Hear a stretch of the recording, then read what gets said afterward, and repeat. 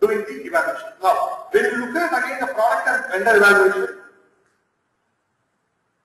the first thing you should do is the product or the solution what you are looking for, you should actually find out whether that will serve the purpose.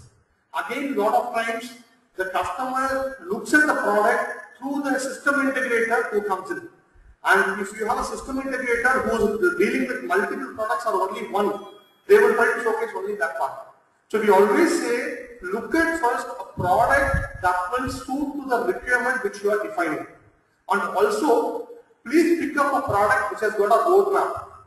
See, that's another key factor in a mid-market because it's going to be one of the, if not, other than the machinery, single most significant capital intensive investment. Because of that, the expectation is I'm going to use this for 5 to 10 years. So you need to pick a product which is going to be able to take care of your requirements for that kind of a period. Right? Then comes the implementation partner or the system integrator. Of course, actually there's a subtle change here I would like to highlight, especially on 2 points. Most of the time today, actually, when we talk to customers, they have become mature enough to say that I will pick a partner who has got a similar customer references in my industry. Earlier, if you have references, it's fine, but today you find in the particular chemical industry, can you tell me if you have done it for a specific chemical? That maturity level has come in, but we request customers to go to the next level, meaning you have a partner who was implemented for a chemical company 5 years back, they give that as a reference, customer also, the reference is also positive, but if you are not going to actually get, if not everybody, at least 1 or 2 critical resources from that implementation, then that knowledge or know-how of comfort for which you are picking the vendor is going to be lost. So, it's equally important to check the right customer, but also find out from the project delivery standpoint, are we going to get at least, if not everybody, 1 or 2 resources who have been key in that particular project who can add value to your project. Am I clear? Other key important factor in an implementation partner selection is, I put something called customer vendor fitment. Can somebody share this if you can? Customer vendor fitment. Okay. I have another customer who is actually, I don't want to name, who is in the jewelry business in Chennai. I lost this order to a competitor in 2007. The criteria the customer kept was very simple. Who is the #1 product for jewelry in the world? They picked it. No evaluation, nothing. Second, who is the #1 partner in India for that implementation? They invested 3 crores. 2 years down the line, the project was a failure. They actually went back to Cali. 2012, they again wanted to reinitiate the project. Being a vendor earlier who lost it, there was a relationship, so we went in. We evaluated the same product because they already have it, but we actually selected Oracle after the evaluation. The project went live in 5 months. The entire investment of 3 crores is a write-off. How many customers or organizations can afford to do that? So the point I am trying to make here is, the customer vendor fitment is, you have different type of partners along with the expertise. We call in the market tier 1, tier 2. Have you heard of this? Now, as an organization, are we ready to take a tier 1 vendor or a tier 2 vendor is something as a customer we should be realistic about.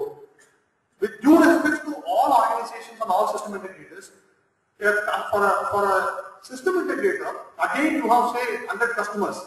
As a company, I cannot focus all my energy to all 100 customers. I have my top customers, I have my OK customers, and I am ready to lose 100 customers, right? So we need to pick a partner for whom we are most important. That's a very critical element of validation which a lot of customers actually misses out. Not just about expertise, and there will always be a flexibility expected. And you can pick a partner who is looking at that particular installation as a reference point. They will be ready to go all out for success. Whereas sometimes, I'm not saying every time, but a large partner might be looking at that only as a transaction. So if they are not ready to do a particular one, you have a challenge. So that's a very critical element of validation a partner actually should do. Track record, I've already referred, customer references, but please, when you do the references, check the current status. I've done this partner has done an implementation 5 years back, the customer is happy, it's fine. Today, are you getting at least some resources who have got expertise on that project onto my project? If that's not coming in, if that partner is as equivalent to any other partner who doesn't have a similar customer reference. Yeah. Yeah.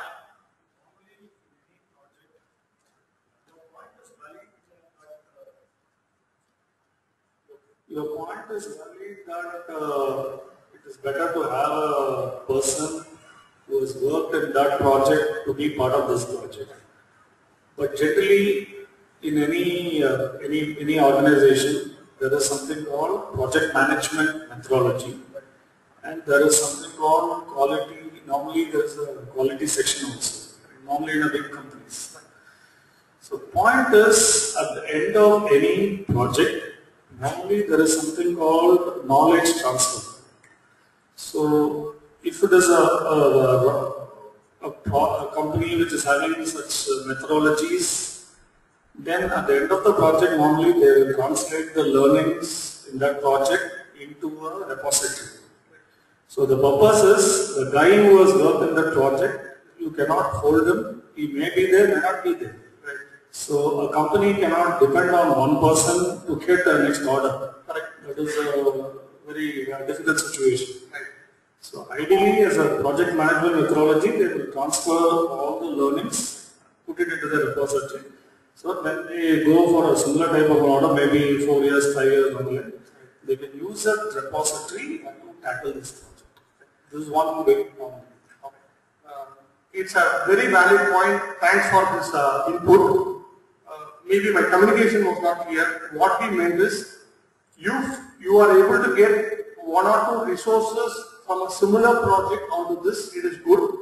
If the knowledge transfer or knowledge know-how what you talk about, if it is in place, as a customer, please evaluate that part of it, that value add is coming in. I have another live example where it's implemented by one of the big 4. The customer went with the big 4 with an assumption that the same team is going to be there. It was there, beginning of the project. 3 months down the line, they moved the resources. It was a very tight scheduled project of 5 months. 1 month actually the project suffered. We were able to get back that knowledge or resource back. We were able to complete certain tasks very quickly. Your point is very well taken.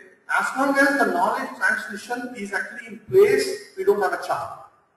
If that is not in place is what we are talking about. Even if the same resource if it is not there, when you do evaluation, please validate whether the knowledge transfer has happened. Yes, sir. Yeah, please. Whatever I said is the way the organization will yeah, correct. Methodology, all those things, repository, everything they will talk. Correct. But actually, in practice, whatever I said in practice, it doesn't happen most of the time. Yeah, I don't want to say that you said it. This is a process to be followed, but in practice, it doesn't happen.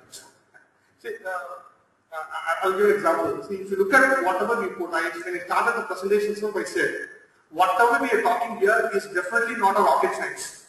It's something very, very common things we can do. But again, from the customer end, what challenges actually happen is, people who have the bank, who have the capability to do the right evaluation, are they actually spending enough time for a proper evaluation? Because that's another key factor. People who can actually talk to a customer, talk to a reference, check the proper validation. Are they really doing it, or some junior resources who are visiting the customer site just to get the comfort and come back, right? So we need to ensure that the evaluation is done properly, then we don't have a challenge. Thanks for the feedback. That's why if you see in the track record, we have also put the methodology. So if the methodology is validated, we don't have a challenge. Another key factor is contract management. It is equally important to define clearly what is included in the scope and what is excluded as well. Lot of times the focus is more on what is included, and we assume that certain things which are not put anywhere is there, but actually certain things get excluded as well. So it is equally important to cover clearly what is included as well as excluded. I have also put a TCO here. This TCO is going to be much more fine-tuned than what was planned earlier. See, initially what was planned is more on a budget purpose. It needs to get iterated when we actually sign up the contract.